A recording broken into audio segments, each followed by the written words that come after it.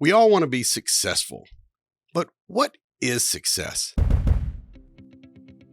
Launching a business, is it successful? Yeah, you successfully launched your business, but a true successful business is a profitable, sustainable business. I kind of look at the same example with my health journey. I've struggled with weight for quite a long time. I've lost 20 pounds here. I've lost 10 pounds here. You might ask, is that successful? Look, I lost 20 pounds, success. But if you gain it right back, that's not sustainable. You did not sustain the loss, then you're not successful. To be successful, you got to sustain the gains, or in that case, losses. I recently launched a podcast. This isn't a commercial for the podcast, but it's called I Finally Get It.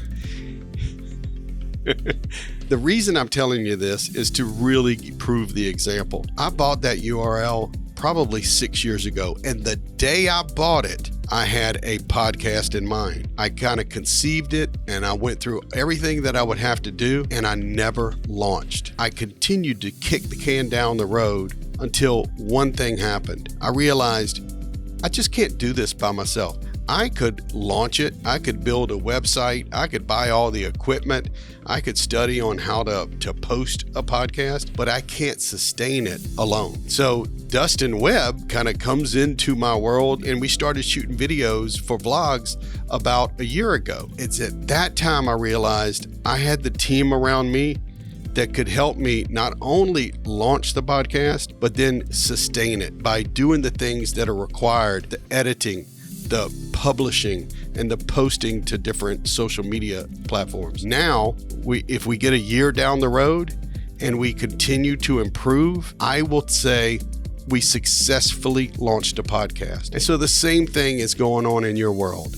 You're trying as hard as you can to execute on goals, to get to victories, but too often I see people hit a goal and then they back off and they go look at something else. Part of this deal is executing and making sure that you implement well and that you have a plan in place for all the maintenance that has to happen, as well as all of the iterations, the changes. And I've shared this before, but when we started our vlog, it was a weekly vlog. Our goal is to get 1% better every video. The coolest thing about it is we did the same thing with the podcast, and the goal is to get 1% better every podcast. But I'll tell you, in the first 4 or 5 recordings, we've gotten probably 30% better. We've improved our equipment, we've improved the format of the show and the way we ask questions, and it's just going to get better and better and better.